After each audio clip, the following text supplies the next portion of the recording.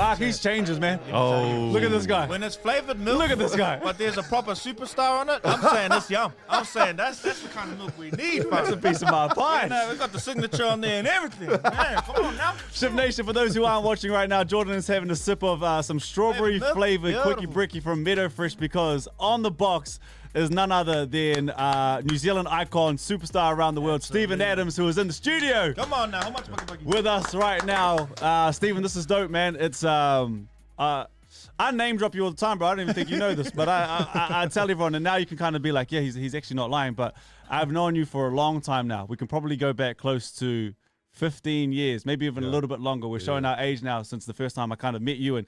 And we, at the very start of this, we put it out there. We said, Shift Nation, who would you like us to interview? And the person who came through the most was you. So to have you here in studio, I know you just got off the plane, bro.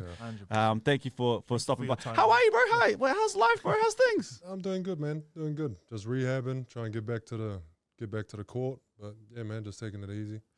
For those who don't know, with the injury, and the NBA is a wild place, bro. It's a wild west sometimes. You're all over the show, but you were at Memphis. Obviously, you guys had an incredible thing going there with Jar and the run you have. Now you're in Houston. What's Houston like for what you know about it, and how's the injury? Yeah, Houston's good, bro. I mean, what helps is that Dylan Brooks is there. So like we had Dylan Brooks at Memphis. So like so he's in Houston now. So it's like, you know, I got one of the bros. So that should be an easy transition. But like they have a good core, like young core, very talented. Also pretty good vets around there too. So good head coach. So everything's looking promising, and they had a good season last year, broke 500. Yeah. So yeah, man. So you and Sengun gonna be nice, bro. Yeah, Sengun's a beast. No, he's really good. Yeah, Sengun's really good. So he's one of them, as well as like Jalen. He's another one who's really good. He can fly. Yeah, bro, you could jump. Do you look forward to? Yeah, is that part of like signing your next contracts and stuff? Do you like look forward to certain players you get to play with, or are you like, oh well, this is the new fight. This is where I'm doing work. Yeah, more of the second one, bro. Yeah, honestly, just like, oh, yeah, just new place, bro. Because like it's again, the NBA is so intense, bro. Like you can't really.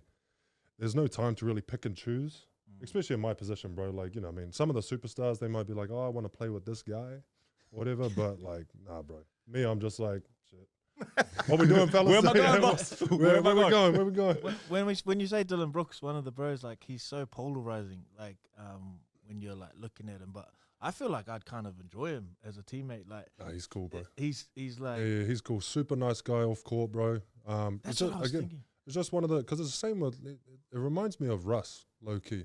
Whereas like everyone's got this, takes their court persona and think that that's how they are all the time. And it's not.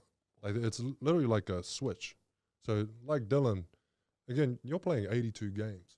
And this guy comes in hot every game. So like. He do too, eh? Yeah, he's gonna, so it actually helps him out. It psychs him up. So it actually gets him prepared to play the game that night. And it could be off a back-to-back or something. He's coming in hot. So that's the type of player that you want on your side, but you don't really want to go against it. Yeah, you know what I'm saying? It's one of those players. Bro, 100%. Great to have your team. Now, we're going to talk more basketball and kind of, I guess, the life that you've made for yourself over the last 15 years. But talk to us about this Meadowfresh, this quick bricky that we've got in our hands, because I promise you, you having Jordan drinking this strawberry milk, you've done changed the game, brother. That's almost all gone. Yeah.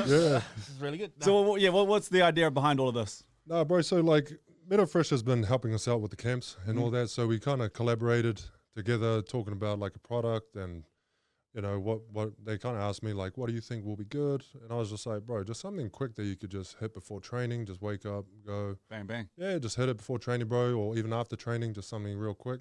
So they came up with this, which is like a kind of like a healthier version to what's on the market. Yeah, high protein and all that. Just stuff that you want to hit, bro, to be honest. Bro, I'm going to be honest with you. Is it weird? I know you, bro. You've been the humblest dude that I've ever met. And now your face is plastered all over. Yes is the answer, Come on, bro. That got to be a little weird. Yeah, bro. Yeah, what was that convo like? We're like, well, just want to plaster you on there. Like, oh, bro, yeah. I couldn't get around you it. can't say no way. Like, nah, you can't. So I was just like, man, the boys are going to. Get it in, yeah. Yeah, I was like, damn. But yeah, bro, that's just the way it goes. But it's something, bro. It's something I'm proud of, bro. To be honest, like the amount of work that's been going into this, man, just to bring it to market it's just huge, bro. Can I ask about the commercialization of your brand, right? I know you like we don't see much of you, and I'm sure you get offers around the NBA and in America especially. What goes into deciding? Okay, cool. This is something I can see myself partnering with, and what kind of offers come your way, and you're like, not really me. Don't really see myself as a part of that. Yeah, I mean, there's a lot of, I won't bring up any brand names or whatever, but like, you know, again, it comes down to my joint is like, I have to talk with whoever's running it, you know, because they have to come off as like, you know, we have to click. Because it doesn't matter how much money they throw or whatever, like the chemistry between you and either it's a creative director or the person who's running it, they have to be a part of the same mind, you know what I'm saying? So it was an easy transition for like, say, Meadowfresh, because they came and seen the camps, you know what I mean? They're helping out with the camps. So they know the kaupapa. So we just roll through. So it's easy. There's a trust there. There's a relationship there. But yeah, there's plenty more that, you know, we kind of say no to. Even though the money's good, we're like, nah, they kind of eat us. You know? Nah, we won't, you know what I mean? Yeah, we're just like back off them. I'm interested in that psychology, and I think it's really important for those who are listening, because I think a lot of people would like a certain level of influence or a certain level of a successful career, one that you've garnered, bro, one that you've been able to have. But hearing that kind of, not all money's good money, and not all deals are the ones you should take. When did you decide that was the kind of way you were always going to go? Because I feel like that has to be innate in you, eh? Like it has to be installed in you. Yeah, I've kind of, I mean, I've made some mistakes with this, you know, in my career, especially with like the sponsorship stuff. Nothing too harsh, but like just coming across people that it kind of feels like you're selling your soul a little bit, where, you know, and especially when it was a big adjustment for me, because like once I became, you know, made the NBA, like a lot of people changed up. It wasn't even me. I was still hoary as, you know, whatever, bro, just rugged as. But like the people around me, I noticed started changing a bit, you know. And like it's not a bad thing. That's just what comes with it. Human. Yeah, it's just human reaction, bro. Like it's a big deal. I never really saw it as that. But I think it just comes down to honestly just like my upbringing from Roaders, but then also just like what we were a part of in Wellington. Because again, it's just 6 o'clock morning training, bro, and then like you get Saints players, professional players. Everyone's there just trying to get better, and everyone's just like from this humble background. That's all it was about. And so like you kind of just pick up those tendencies, and I just like that's all I knew. So it was kind of like the same.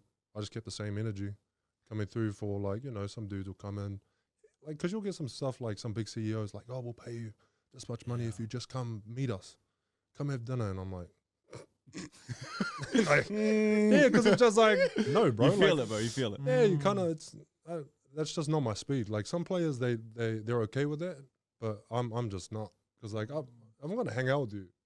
I'll just hang out with you because you're cool. I think you're cool. I don't want you to pay. Like, kind of sounds like prostitution, low key.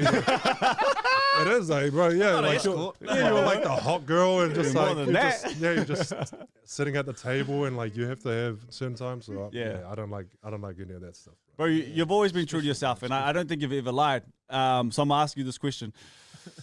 I've been telling people this once again for the longest time. Don't answer this question. No, answer it, honestly. And you just be truthful with it.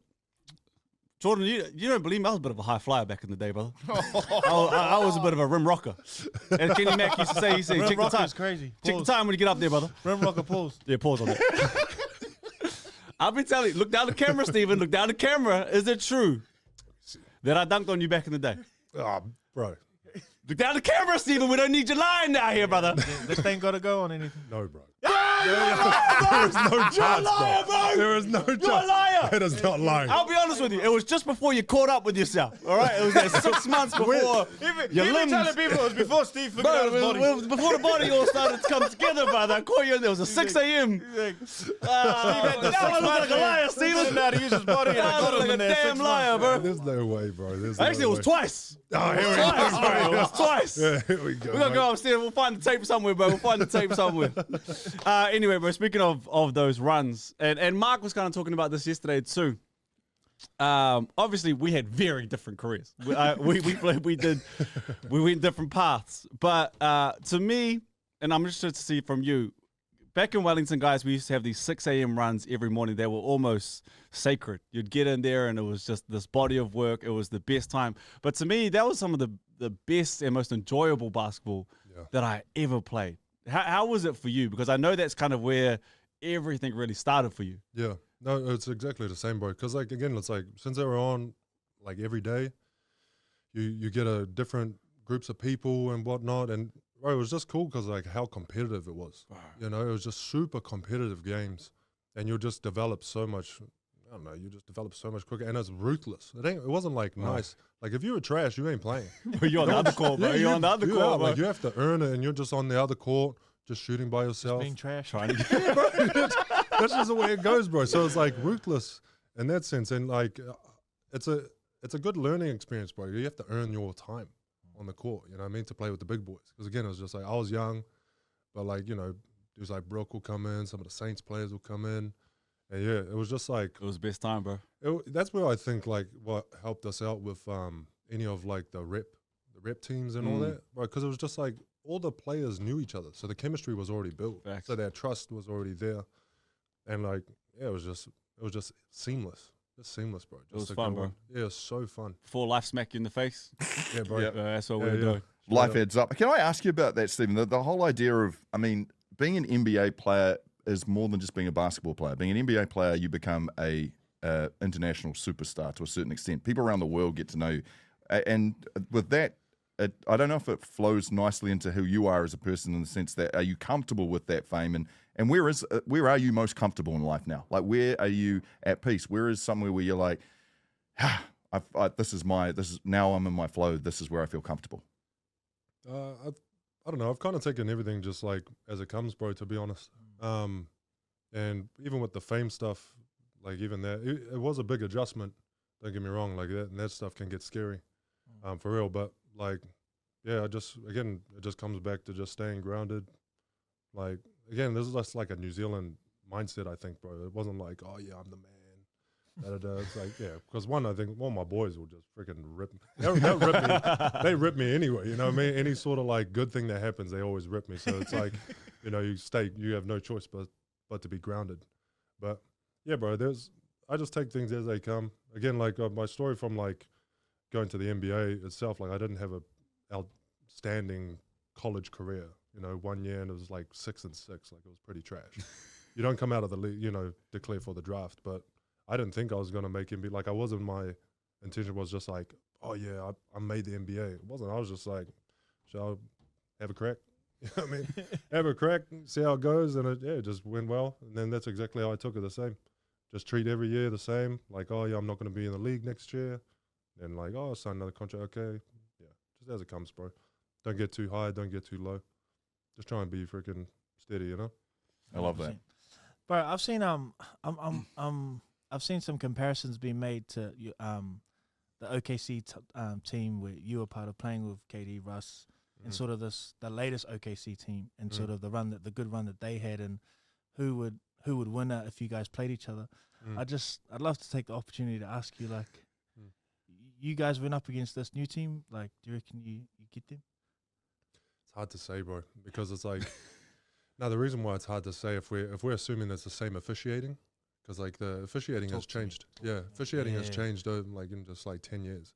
It's changed completely, So, I mean, I would say probably, yeah, I don't know. It's hard to say, honestly. Do you mean the officiating, like it's moving towards a more offensive game and like? Well, it was, yeah. So like, there was the era where like James Harden was exploiting a lot of these things, right? Totally. Where it's like you literally can't guard. Where it's like, you can go over it where you'll ask the ref, is this a legal position? You'll say yes, but then they'll call a foul on that position when it's, you know what I'm saying? So it's like there's a lot of those, and that's the problem with like some of the debates. It's like, man, like it's hard to gauge. But I reckon we would do pretty well because they're still young. This new team, they're still young.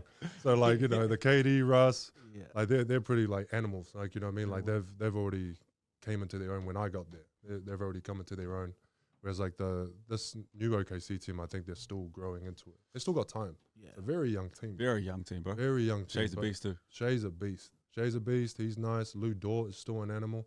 You know what I mean? Like he's the man. Yeah, not trying to get you in trouble, obviously, like criticizing the league or anything, but someone who gets a lot of his game from being a defensive player. And that is it sometimes becoming frustrating the way the game's going, or trying to find a. Yeah, I mean, like, you just have to adjust, bro. You can't fight it. Like that's just the rules. And whatever the rules are, it's not even like what is written black and white. It's just like it's whatever the refs are emphasizing. You know what I mean? So like you could probably check it for last season.